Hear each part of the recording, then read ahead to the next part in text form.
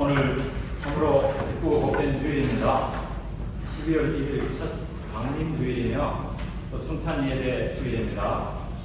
여러분 모두 환영드리고 일어나셔서 양을 맞춘 묵도하심으로 함께 예배를 드리겠습니다.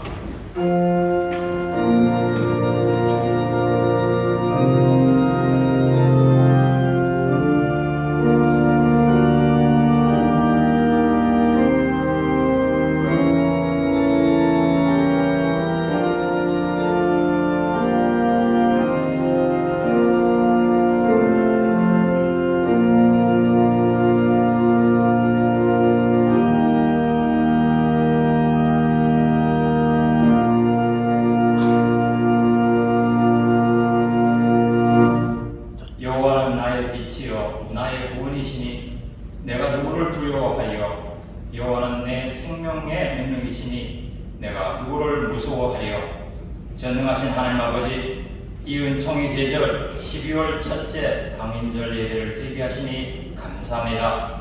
죄를 사랑하여 구원의 길을 열어주신 하나님만을 경배하며 이 세상에 빛으로 오신 예수님을 찬양합니다. 이 은총의 계절 주님 오심과 다시 오실 때를 기다리는 마음으로 소망과 평화와 기쁨과 사랑의 촛불을 밝히오니 저희가 드린 예배를 기뻐 받아주시며 하나님께는 영광이 되고 저희 모두에게는 은혜가 되게 하여 주시옵소서. 예수님 이름으로 기도드립니다. 아멘. 우리 다같이 교회 찬송 대기장을 함께 드립니다.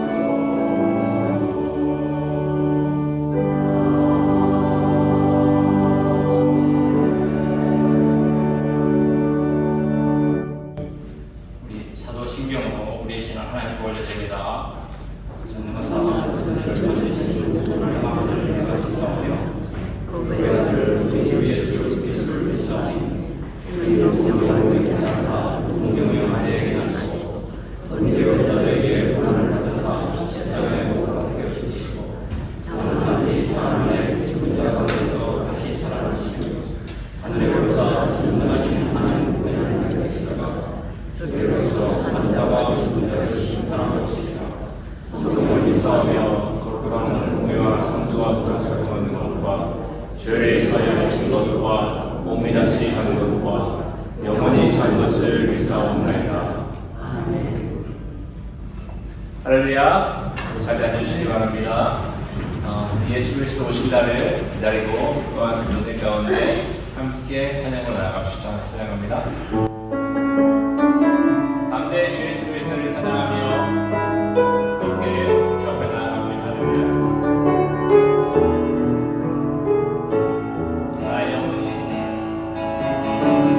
나의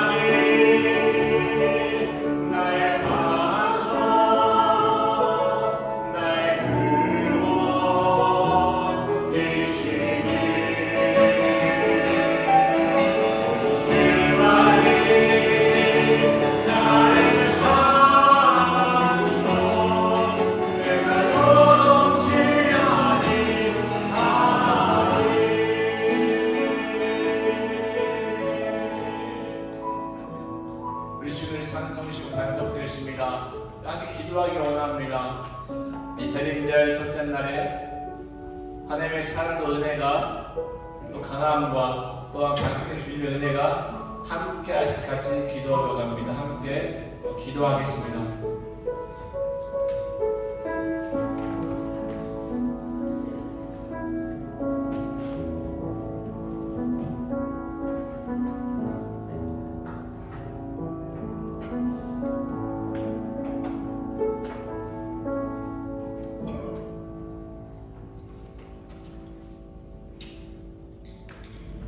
자비롭고 은혜가 풍성하신 하나님, 다시 오신 주님을 기다리는 마음으로 강림절 첫 번째 주일을 맞이합니다. 겸손한 마음으로 지난 날을 돌아봅니다. 벌써 한 해가 지나가고 있건만 저희들은 하나님을 섬기는 일과 영원을 돌보는 일은 뒷전으로 미뤄놓은 채 세상 미래에만 매달려 살다가 새해를 맞이합니다. 주님, 말씀대로 살지 못했던 우리가 너무나 어리석었음을 고백하오니 회개하오니 우리가 지은 죄와 허물을 용서하여 주시옵소서. 이 일을 행하시는 여호와, 그 일을 지어 성취하는 여호와, 그 이름을 여호와라 하는 자가 이같이 이루노라. 너는 내게 부르짖으라.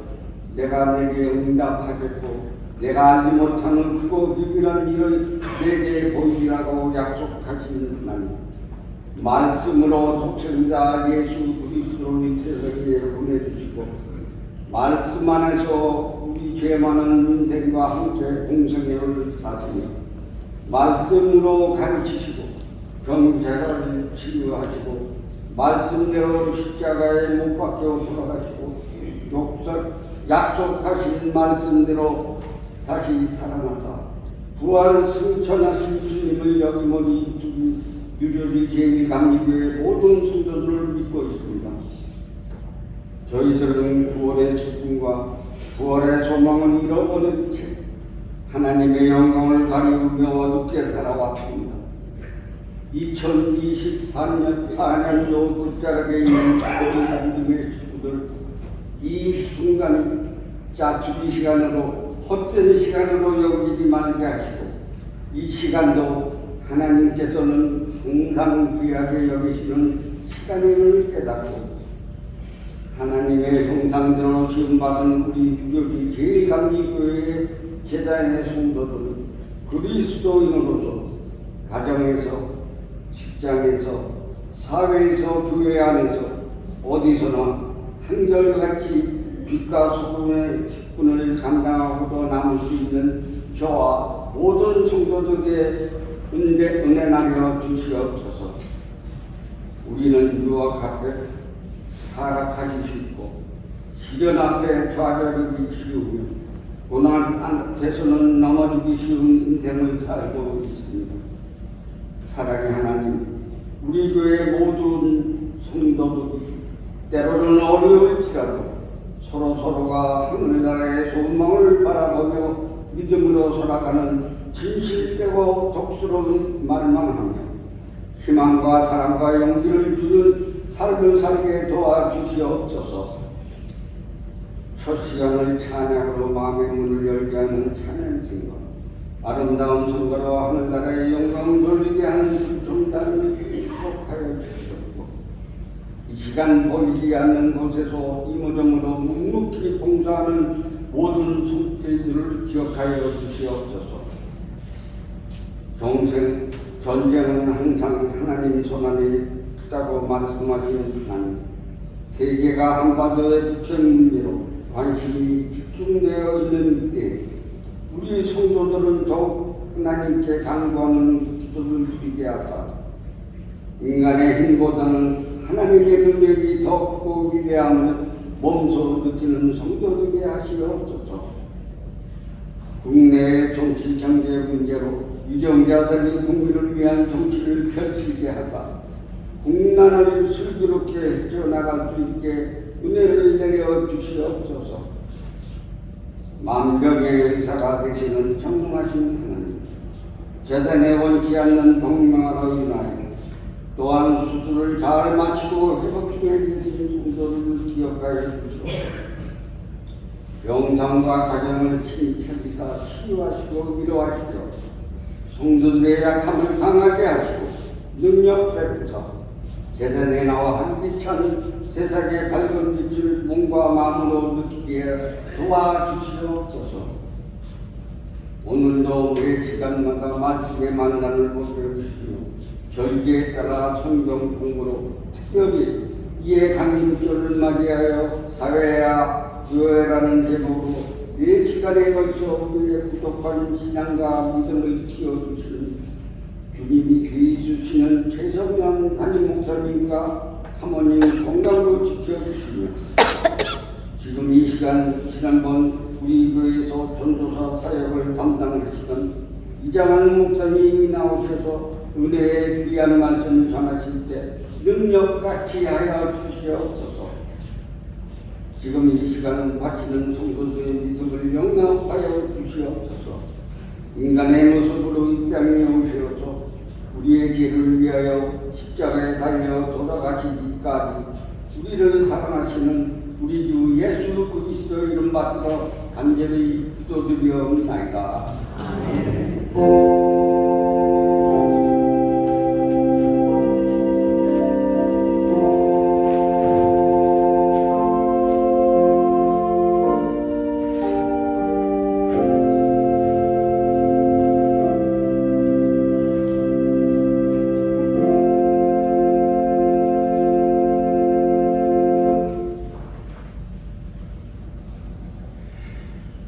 이새의 줄기에서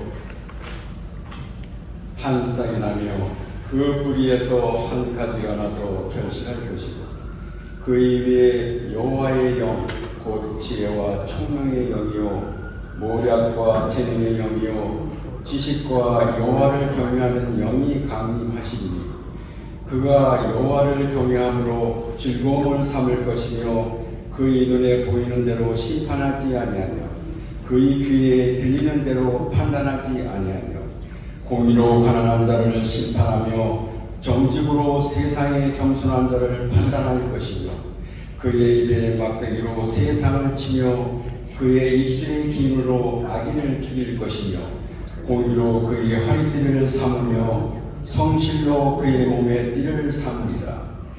그때 이리가 어린 양과 함께 살며 표범이 어린 염소와 함께 누우며 송아지와 어린 사자와 살찐 짐승이 함께 있어 어린 아이에게 끓이며 암소와 곰이 함께 먹으며 그것들의 새끼가 함께 엎드리며 사자가 소처럼 풀을 먹을 것이며 젖먹는 아이가 독사의 구멍에서 장난하며 젖된 어린아이가 독사의 굴에 손을 넣을 것이니라. 내 거룩한 산 모든 곳에서 해됨도 없고 상함도 없을 것이니 이는 물이 바다를 덮음같이 여호와를 아는 지식이 세상에 충만할 것입니다.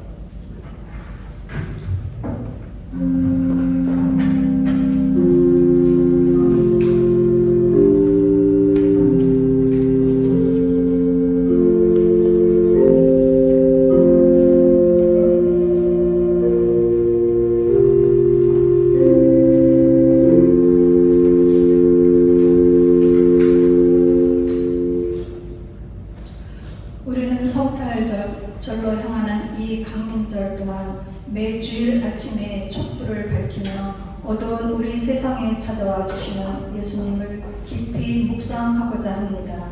오늘 우리는 강림절 첫 번째 촛불을 켰습니다. 이 촛불은 우리에게 오시는 예수님께서 이 세상의 소망이 되심을 상징합니다. 이 소망의 촛불을 밝히며 고난과 어둠에 처한 온 인류에게 희망의 빛으로 오시는 예수 그리스도를 기다립니다.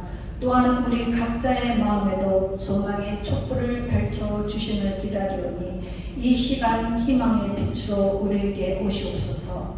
그리하여 이 예수님 소망의 촛불이 우리의 마음과 삶 속에 타오르며 이 희망의 복음을 온 우리에 전하고 나누며 살게 하시옵소서. 아멘.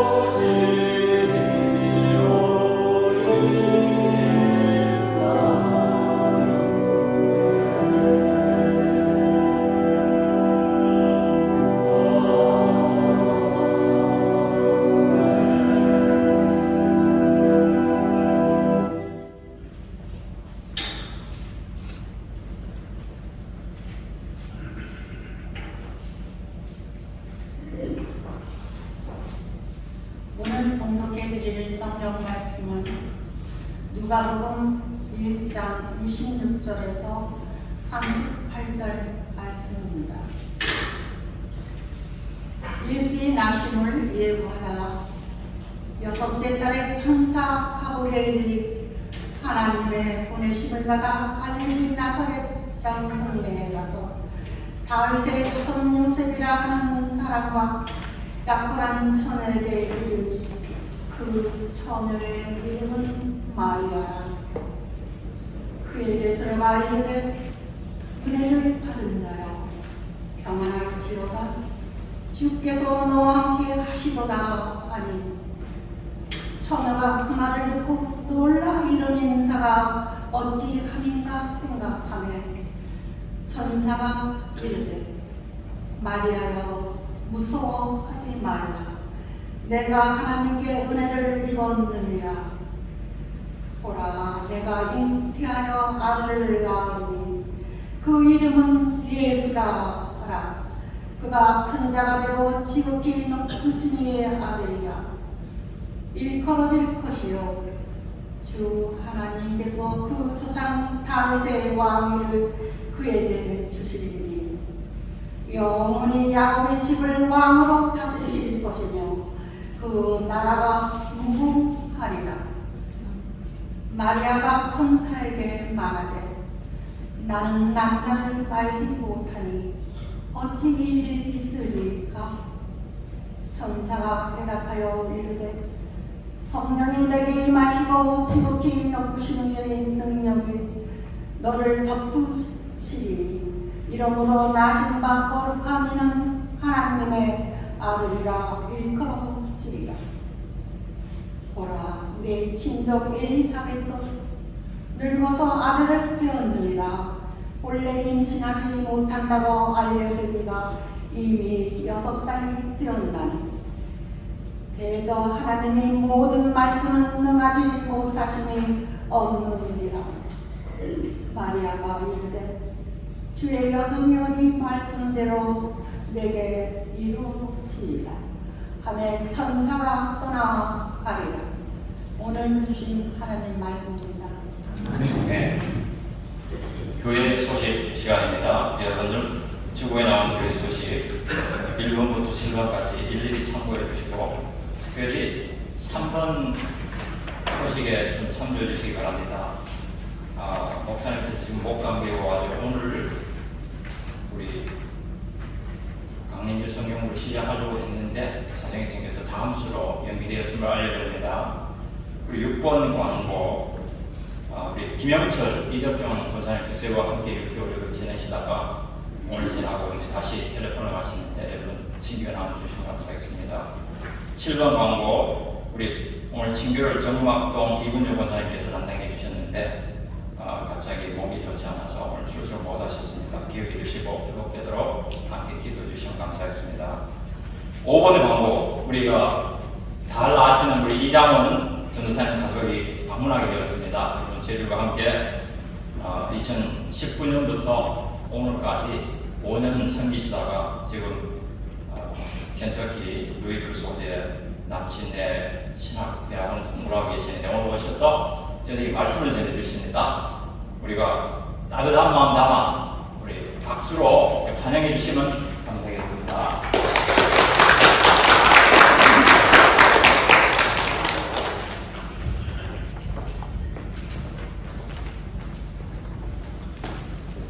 고향에 온 것 같지만 기도하고 우리 하나님 말씀 들어가겠습니다. 사랑하는 하나님 감사합니다. 오늘 하나님께서 우리에게 또한 귀한 주일 허락하셔서 우리 예배할 수 있도록 불러 모아주시니 감사합니다. 특별히 공인절 첫째 주일 주님께서 우리를 위해 다시 오심을 기억하며 하나님께 경배드리고 하나님을 찬양하며 예배드립니다. 하나님 이 시간 우리 예배 받으시고 또한 하나님의 말씀 가운데 하나님 주의 은혜가 충만히 넘치는 시간 되게 하여 주시옵소서. 감사드리며 예수님의 이름으로 기도했습니다. 아멘. 오늘 우리는 이 예배 자리에 나올 때 하나님께 경배를 드리고 또 하나님께서 내려주실 그 영적인 은혜들을 사모하는 마음으로 나왔을 것입니다. 분명히 그렇게 나오셨을 것입니다. 우리 중에 그 누구도 하나님께서 주시는 은혜를 마다할 사람이 이 중에는 아마 아무도 없을 것으로 제가 생각합니다.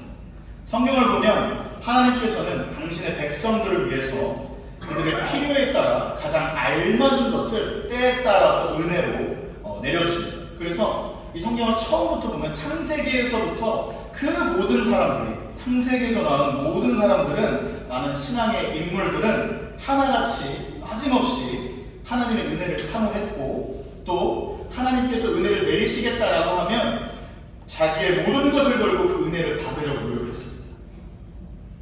오늘 본문에서 읽은 한 여인에게도 하나님의 은혜가 내려지는 동일한 상황이 일어났습니다. 하나님께서는 오늘 본문에 나타난 한 여인에게 은혜 주신 것을 말씀하셨고, 그 여인은 그 은혜에 대하여 믿음으로 반응했습니다.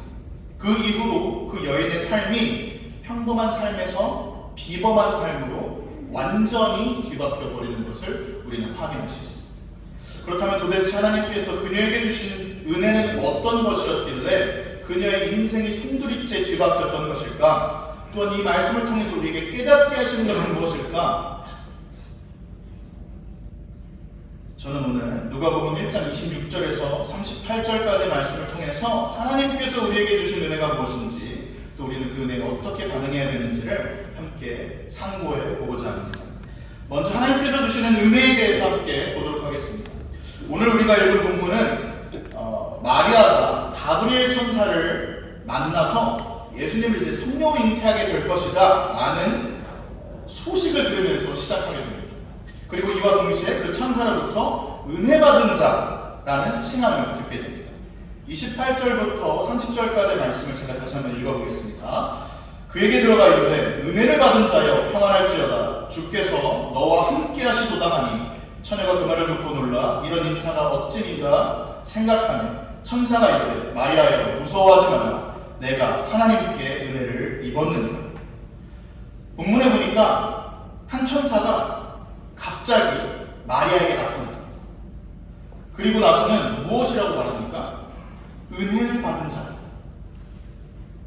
은혜를 받은 자요. 이렇게 말합니다. 여기서 주의해서 볼 것은 천사가 그녀에게 은혜를 받을 자요 라고 미래 시제로 얘기한 게 아니라 은혜를 받은 자요 라고 과거 시제를 사용해서 얘기했다는 겁니다. 우리 단편적인 생각으로는 마리아가 독생하신 하나님이신 예수를 낳은 사람이기 때문에 그래서 예수님이 이제 나올 거니까 은혜를 받을 사람이구나 이렇게 생각하기 쉬운데, 오늘 말씀에서는 명확하게 누가복음 1장에 나타난 천사는 우리의 생각과는 전혀 다르게 마리아가 예수님을 낳기 전부터 이미 은혜를 받은 자라고 말씀하고 있습니다. 그렇다면 가브리엘 천사가 도대체 무엇 때문에 마리아가 이미 은혜를 받은 사람이라고 말하고 있는 것일까? 사실 그녀의 삶을 천천히 살펴보면 정말 하나님의 은혜를 받은 사람이 맞는지, 또 하나님께서 가브리엘 천사를 통해서 말씀하신 은혜가 무엇인지 깊이 생각하게 되는 부분이 매우 많습니다.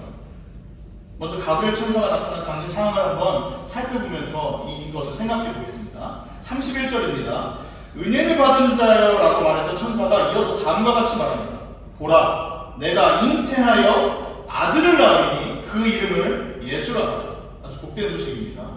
그런데 이 상황을 잘 살펴보면 가브리엘 천사가 갑자기 마리아라는 여자에게 나타날 때 이 여자는 약혼 상태였습니다.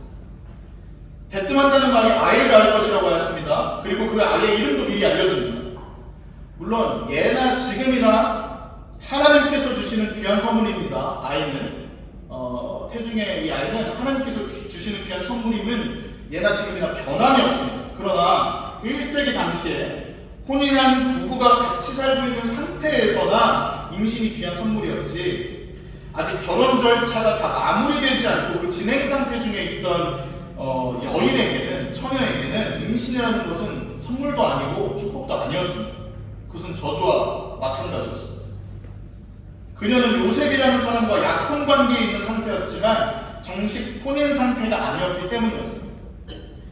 여기서 잠깐 당시 사회문화적 결혼 관습에서 오는 정혼이 오늘날과 다른 의미가 있다는 것을 우리가 약간 인지할 필요가 있습니다. 예수님께서 태어나셨을 당시에 중동에서는 결혼에 필요한 몇 가지 절차가 있었습니다. 그냥 지금처럼 우리가 결혼했다 이러고 끝이 아니라 결혼하기로 하면 굉장히 복잡한 절차가 생겼습니다. 먼저 첫 번째는 두 가정의 어른들이 두 사람의 결합에 동의를 합니다.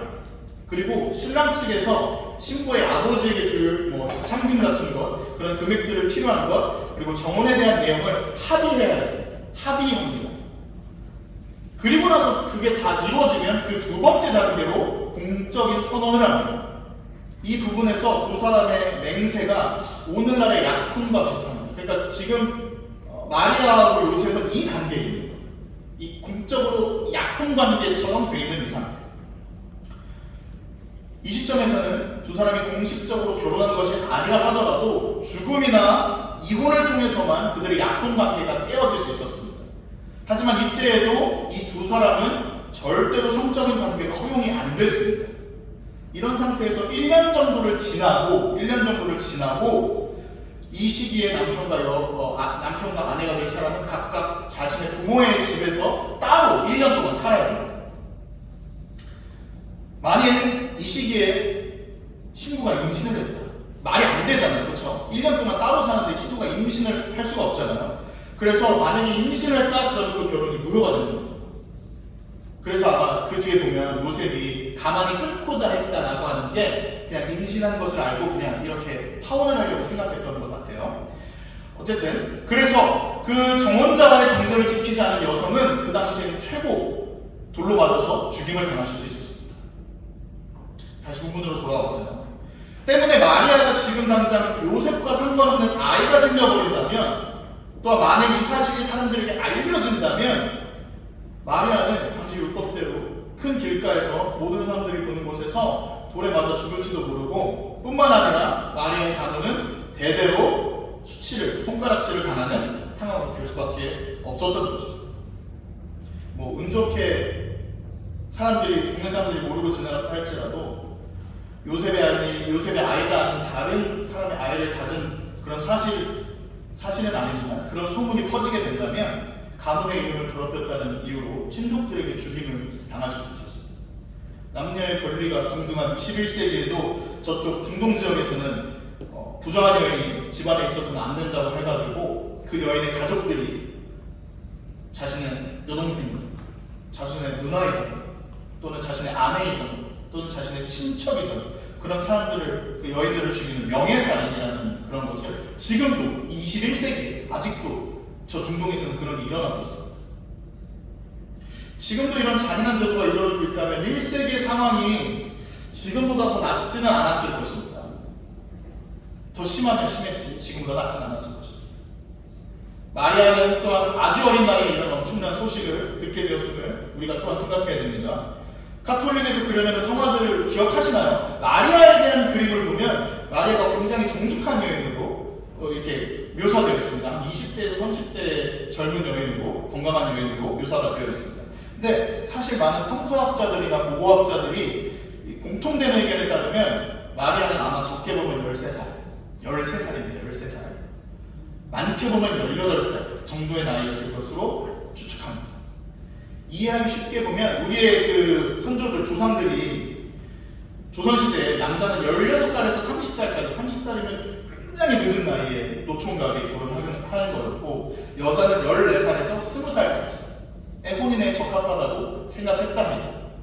또한 실제로는 이것보다 더 어린 나이, 남자는 한 15살, 여자가 13살이 되면 결혼하고 혼인하고 이런 것들을 허락해 주었다고 합니다. 500년 전에. 근데 지금 이 이야기는 2000년 전입니다. 2000년 전. 이것뿐입니까? 이것뿐일까요? 마리아가 중년 여성이 되었을 때는요, 자신의 맏아들이던 예수님께서 그때 당시에 절대적인 권력을 가지고 있는 이스라엘 종교 지도자들에게 공개적으로 비난과 비판의 대상이 되는 것을 지켜보아야 했습니다. 뿐만 아니라 자신의 아들이 모든 사람에게 욕을 당하고 로마 병사들에게는 심지어 처참하게 매맞고 살이 찢기고 율법을 통해서는 하나님의 저주를 받았다고 여겨지는 나무에 매달려서 죽게 되는 그 모습을 보아야만 했습니다. 자녀가 고통당하고 아픈 것만 봐도 그 말로 설명할 수가 없잖아요. 그 고통이, 제가 받는 그 고통이. 근데 그것에 더해서 가장 저주스러운 방법과 가장 고통스러운 방법으로 죽는 모습까지도 보아야만 했습니다. 그러니까 제가 마리아에 대해서 조금 과장해서 말하자면 한 여자로서 인생을 살면서 자신이 당할 수 있는 고통이라는 고통은 모조리 당한 여인이라고 표현할 수가 있을 거예요. 제가 이 부분에서 우리 성도님들께 한번 다시 물어보고 싶습니다. 사랑하는 뉴저지 제일강림의 성도 여러분, 진정으로 마리아가 은혜를 받았다고 생각하십니까? 이 상황에서 이 말씀 가운데 우리가 이 배경들을 생각해 봤을 때 마음속에서 진심으로 마리아가 받은 은혜라고 동의가 되십니까? 마리아가 하나님께 은혜를 받은 자가 맞습니까? 저는 이 본문을 보면서 사실 아니라고 말하고 싶었어요. 하나님께는 죄송하지만 하나님, 이게 정말 은혜라고 볼 수 없지 않습니까? 하고 반문하고 싶었어요. 인간적으로 보면 누구도 그녀의 인생을 함부로 손쉽게 은혜라는 단어와 연결지어서 부르기가 상당히 주저되고 사실상 어렵습니다. 부담스럽습니다. 그런데 놀랍게도 오늘 성경에서는, 특별히 오늘 우리가 읽은 누가복음 본문에서는 놀랄 만큼 너무 많은 고통을 당할 그 마리아에 대하여 단호하게 은혜를 받은 자라고 명시하고 있습니다. 도대체 그녀가 받은 은혜가 무엇이길래 이렇게 험난한 인생을 사는 사람에게 은혜를 받았다고 표현하는 것일까요? 누가복음의 은혜를 우리가 어떻게 이해할 수 있습니까? 하나님께서는 도대체 마리아에게 무엇을 은혜라고 하신 걸까요? 쉽게 납득되지 않는 이 은혜라는 말씀을 이해하기 위해서는 28절을 다시금 돌아가서 우리가 살펴볼 필요가 있습니다. 혹시 성경책을 가지고 계신 분이 계시면 여기 28절에 밑줄을 한번 그어보시면서 한번 들어보시겠습니다. 제가 28절을 다시 읽겠습니다. 그에게 들어가 이르되 은혜를 받은 자여 평안할지어다 주께서 너와 함께 하시도다 하니. 한 번 더 읽겠습니다. 그에게 들어가 이르되 은혜를 받은 자여 평안할지어다 주께서 너와 함께 하시도다 하니. 주께서 너와 함께 하시도다. 아멘. 아멘이십니까? 아멘. 28절에 나타난 은혜, 천사가 전한 은혜, 마리아가 받은 은혜는 다름이 아닌 주님께서, 하나님이신 그분께서 그녀와 계속 영원히 함께 하신다는 것이었습니다. 천사가 마리아에게 은혜를 받은 자라고 말하는 곧바로 주께서 너와 함께 하시도다, 너와 함께 계시도다 라고 말했습니다. 이것은 천사의 바람이 아니었습니다. 이것은 천사의 축복이 아니었습니다.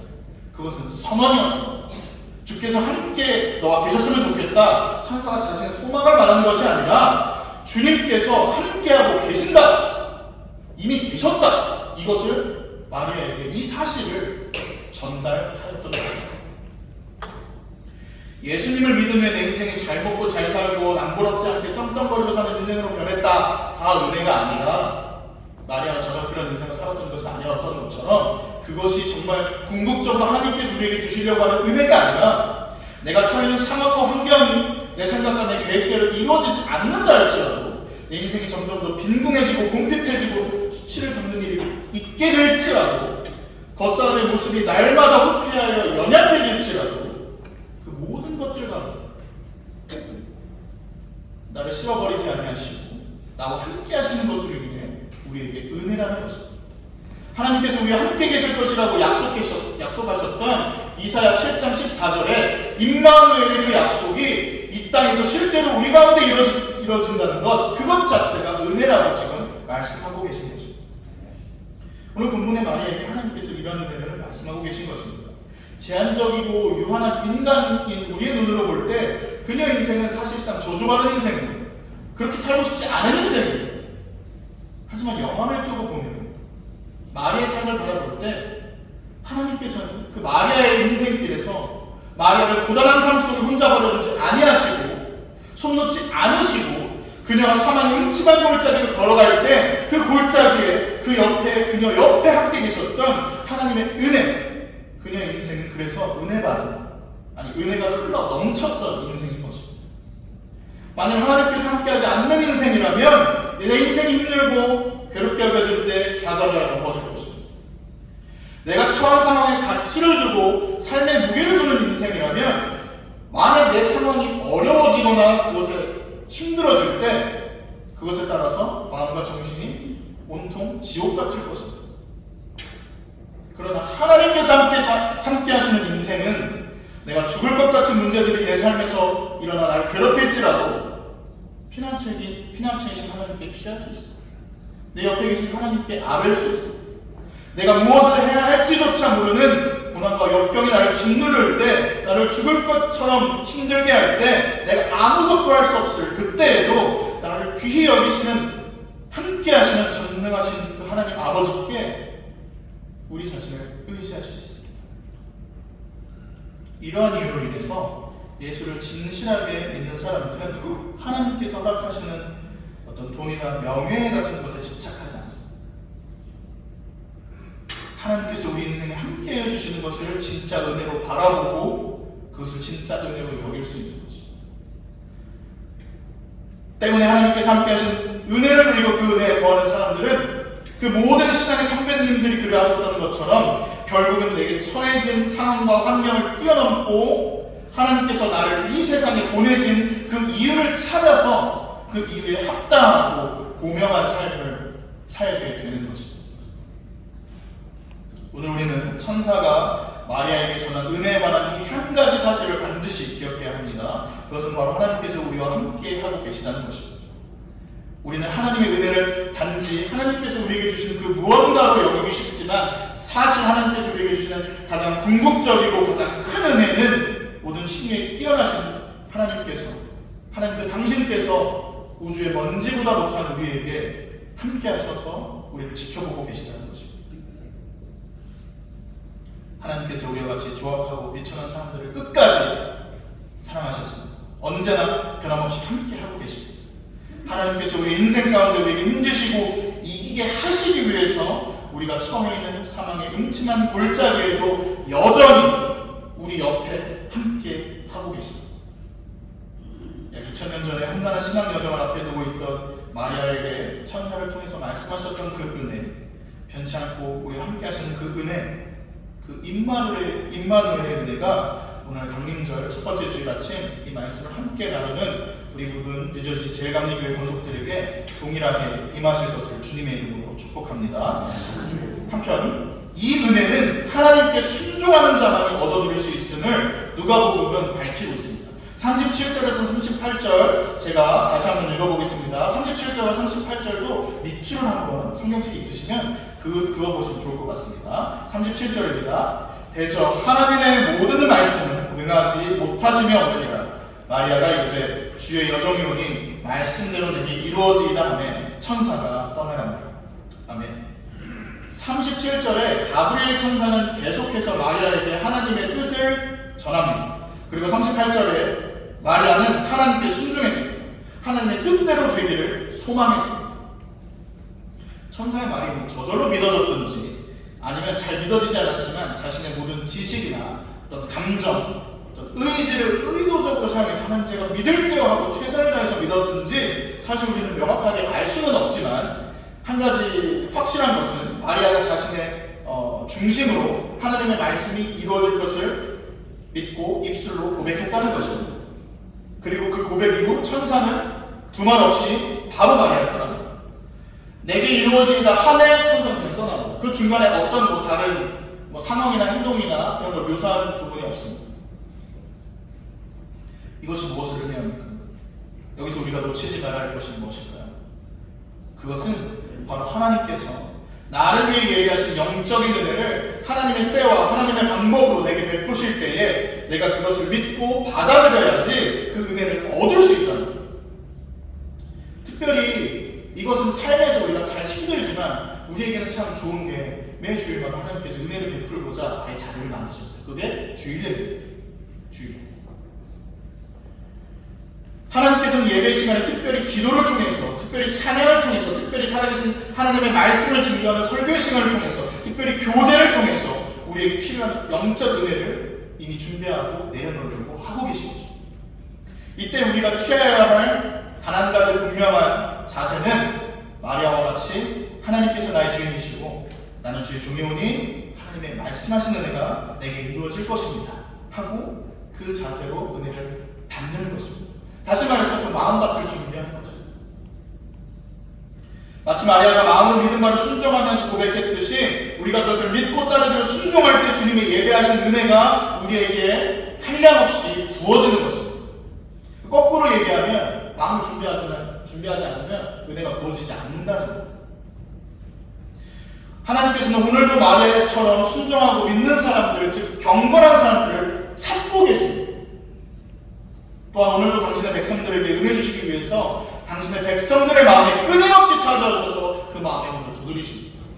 요한계시록의 말씀처럼 하나님께서는 우리의 믿음의 순종을 보기 원하시기 때문입니다. 하나님께서 우리를 로봇처럼 만들지 않으셨어요. 자동화 기계처럼 알아서 움직이게 그렇게 만들지 않으셨어요. 우리의 자발적인 마음과 행동 보시기를 원하셔서 우리가 자유롭게 선택하도록 우리를 만드셨어요. 우리의 믿음을 통해서 우리가 행동하는 것을 보기를 원하시는 거죠. 마리아가 순종했을 때 그녀는 자기에게 따라오는 득실을 생각하기 위해서 뜸을 들이거나 뭐 그런 행동을 하지 않았어요. 순전하게 하나님께서 자신에게 말씀하셨던 것만 생각하고 자발적으로 순종했습니다. 누가 억지로 떠민 것이 아니었습니다.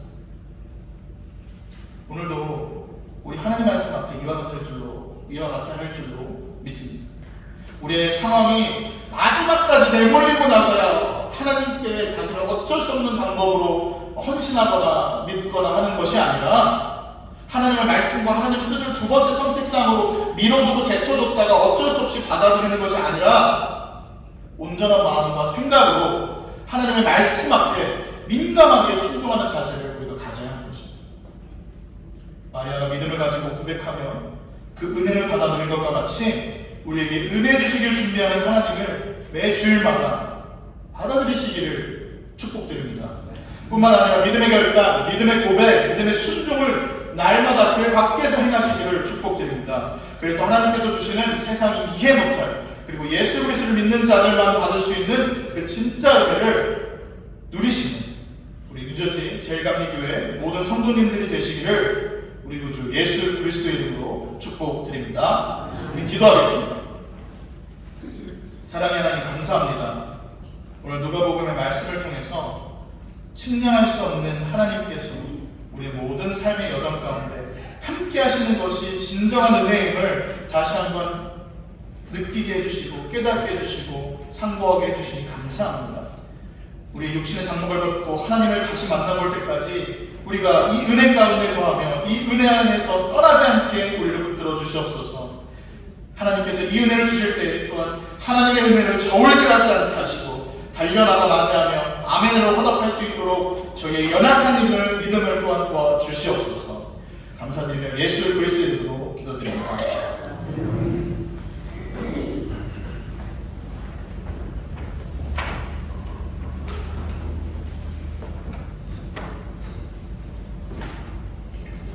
이제 우리 함께 예물을 따라 성천 예수를 함께 배워나겠습니다.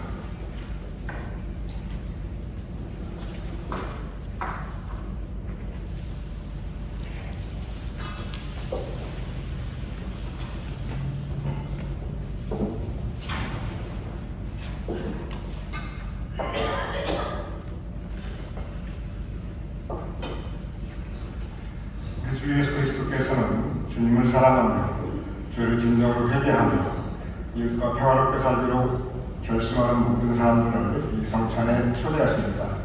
그러므로 우리는 이 성찬에 참여하기 위하여 먼저 하나님과 모든 형제자매 앞에서 우리의 죄를 함께 고백합시다. 공동 찬양기도 올려드리겠습니다. 자비로운 하나님, 우리는 마음을 다하여 주님을 사랑하지 않았으며 우리는 주님의 뜻에 따르지 않았으며 우리는 주님의 계명을 어겼으며 우리는 이웃을 사랑하지 않았으며 우리는 독립한 자들이 듣는 소리를 들으려 하지도 않았습니다. 우리는 주님께 순종하는 우리가 되지 못했습니다. 이 시간 우리의 마음으로 말로 행실로 하나님과 이웃에게 지은 죄를 고백하오니 우리를 용서하여 주시고 주님의 뜻을 기쁜 마음으로 순종할 수 있게 하옵소서. 우리 주 예수 그리스도로 기도합니다. 아멘. 지금 개인 찬양으로 하나님께 올려드리겠습니다.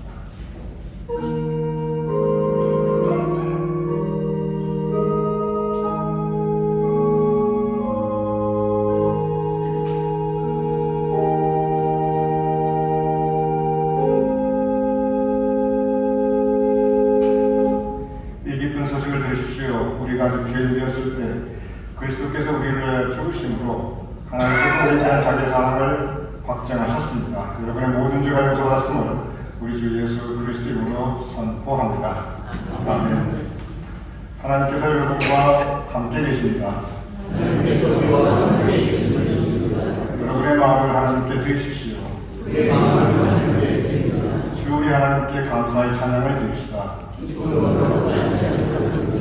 여러 미랄이 한 덩어리에 빵이 된 것 같이 우리가 여럿이지만 주님의 상처를 나눔으로 우리도 한 몸이 됩니다. 여러 포도알이 한 잔의 포도즙이 된 것 같이 우리가 여럿이지만 주님의 성찬을 나눔으로 우리도 한 몸이 됩니다.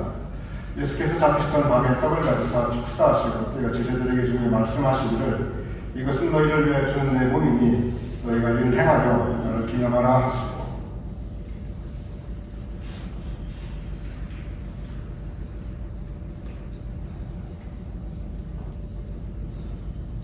식후에 또한 그와 같이 잔을 가지고 축사하시고 제자들에게 주며 말씀하시기를 이 잔은 주의 사함을 얻게 하려고 너희와 많은 사람들의 죄를 위하여 흘리는 나의 새 언약의 피니 이것을 행하여 마실 때마다 나를 기념하라 라고 말씀하셨습니다.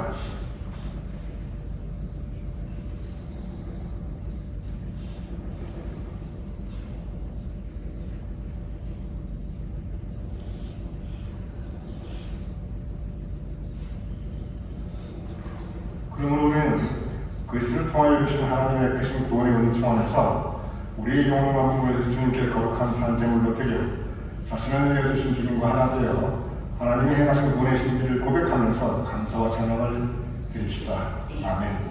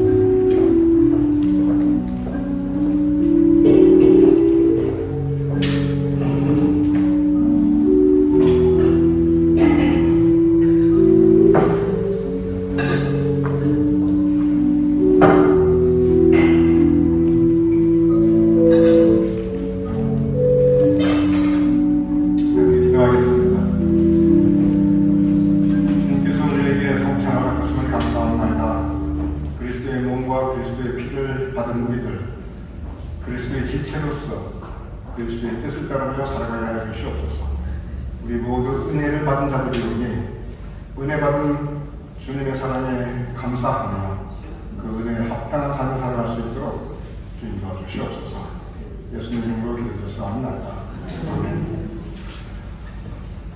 오늘 우리를 위해서 말씀 전해주신 이장원 전사님께 감사드리며 우리 이장원과 또한 상원님과 의사 온 가족 위에 주님의 주님 함께 하시는 축복합니다. 오늘 제가 몸 상태가 이래서 오늘 첫 강림절 성경 공부 휴강하기 여러분의 양해를 구하며 다음 주일날 첫 강림절 성경 공부 시간 진행하도록 하겠습니다. 다 같이 나셔서 해외 찬송 함께하는 기억을 드리겠습니다.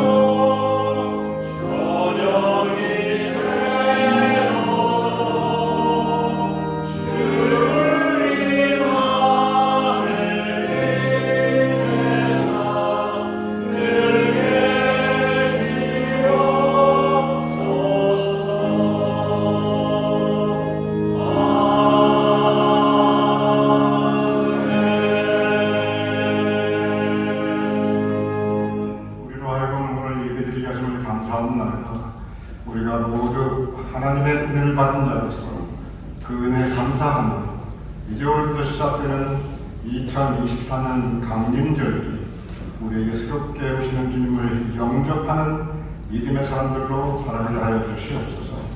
이정원 목사님 우리와 함께 5년 동안 믿음과 삶과 사역을 나누게 하심을 감사합니다. 그의 가족 위에 주님의 은총을 다하시며 그의 학업이 성공적으로 진행되게 하시며 그의 미래에 이때 이 시대에 하나님의 크게 쓰임받는 종으로 살아갈 수 있도록 주님께서 붙잡아 주시옵소서. 이제 김영철 권사님, 이극경 권사님 금주 캘리포니아로 떠나시는데 그 모든 여정을 지켜주시며 그곳에서의 아름답고 복된 삶을 주님께서 함께 인도하게 하여 주시옵시며 또한 우리가 다시 내년에 반가운 만남 가질 때까지 귀한 소식 들고 갈 수 있도록 언제나 하나님의 은총이 함께 할 수 있도록 두 분 내분과 두 아드님 가정 위에 주님의 은혜와 복의 복을 그리고 평강을 더하여 주시옵소서. 종막동 권사님의 생일 맞이하심을 감사하옵나이다. 지난 몇 년 동안 종막동 권사님, 이분영 권사님 건강에 여러 어려움이 있었는데 이제 주님께서 치유의 능력을 함께 하시어 회복해 하시며 아무 생활에 어려움이 없도록 주님께서 도와주시옵소서. 그 온 가족 위에 주님의 여호와 나타의 은총과 또한 임마누엘의 사랑을 주님께서 함께 해주시옵소서. 조미애 집사님의 아버님이 지난주 위암수술 성공적으로 받게 하심을 감사합니다. 지금 회복 중에 계신데 이제 주님께서 은총의 능력으로 치유의 능력으로 함께 하시어 잘 회복하게 하시고 아무 문제 없이 완치될 수 있도록 주님께서 도와주시옵소서. 도우시는 조미애 집사님 그리고 정승자 성도님 가족이 함께 하시어서 온 가족 그 정성과 최선의 사랑을 주님께서 하시오매 주님께서 치유의 능력으로 받아파여 주시옵소서. 우리 귀한 성도님들 오늘 함께 예배드리며 또한 거룩한 예물을 성별하여 봉헌하여 올리옵나이다. 아버지 하나님, 주님께서 우리 교인들 예물을 봉헌하여 드리는 그 손길을 기억하여 주시옵소서. 그 가족들을 기억하여 주시옵소서. 그 사업장과 일터를 기억하여 주시옵소서. 그 심령에 주님께서 허락하시는 사랑과 평강이 넘치게 하여 주시옵소서. 그 가족들 위해 주님께서 허락하시는 은혜가 넘치게 하여 주시옵소서. 그 사업장과 일터에 주님께서 허락하시는 풍성함이 있게 하여 주시옵소서. 그 모든 삶의 행사가 형통할 수 있도록 주님 복내려 주시옵소서. 또한 우리 교인들의 온 자손과 후손들 위해 아버지 하나님께서 앞으로도 복되고 아름다운 삶을 예비하여 주시고 친히 인도하여 주시옵소서. 이제는 우리 주 예수 그리스도의 크신 은혜와 아버지 하나님의 극진하신 사랑과 성령님의 감동 감화 역사하시니 이 시간 함께 모여 예배 올려드리는 우리 모두의 머리 위에 이 강림절 여정 위에 또한 우리의 사랑하는 가족과 자손과 후손들 위에 주님께 세우신 우리 교회와 우리 향하는 모든 예배와 사역들 위에 그리고 혼란스러운 대한민국과 미국과 온 세상 그 안에 살아가는 기도하며 믿음 붙잡고 살아가는 하나님의 백성들 위해 특별히 고통받고 있는 주님의 자녀들 위해 지금부터 영원까지 함께 하실 것을 간절히 축원하옵나이다. 아멘.